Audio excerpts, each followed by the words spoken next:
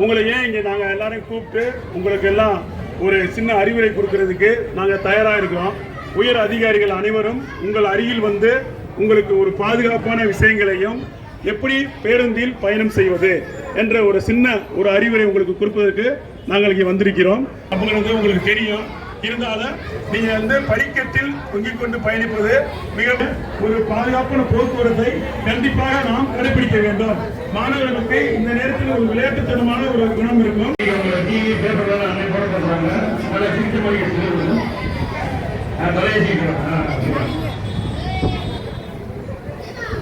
உள்ளம் தெளிவாக இருக்கணும். சரியா? உண்மையான அழகு எங்க இருக்கு? அகத்தின் அழகு. அகத்தின் உண்மையான அழகு. சரியா? நம்மளுடைய ஆளும் வளரணும், அறிவும் வளரணும். சரிதானா? ஒவ்வொரு வளர்ச்சி பாதுகாப்பா வருவீங்க எல்லாரும் எதிர்பார்த்துட்டு இருப்பாங்களா? ஆனா இங்க நீங்க எங்க படுத்திருப்பீங்க? கை கால் அடிபட்டு உங்களை யாராவது தூக்கி ஹாஸ்பிட்டல்ல சேர்த்துருவாங்க, தம்பி சொன்ன மாதிரி. ஆனா நீங்க நலமா இருப்பீங்கன்னு உங்க பெற்றோர் என்ன பண்ணிருப்பாங்க, அங்க எதிர்பார்த்துட்டு இருப்பாங்க. அந்த மாதிரியான ஒரு சூழல்லாம் இல்லாம பாதுகாப்பான பயணத்துல நீங்க எல்லாம் பயணம் பண்ணணும். பின்னாடி இருக்கவங்க எல்லாம் எந்த ஸ்கூல்ல படிக்கிறாங்க?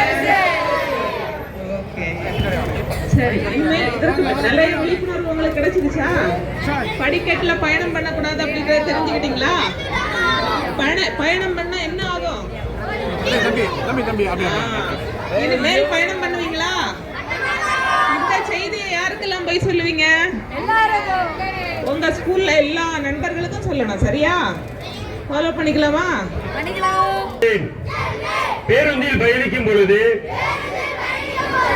படிக்கட்டில் நின்று கொண்டோ தொங்கிக் கொண்டோ ஒருபோதும் செல்ல மாட்டேன்.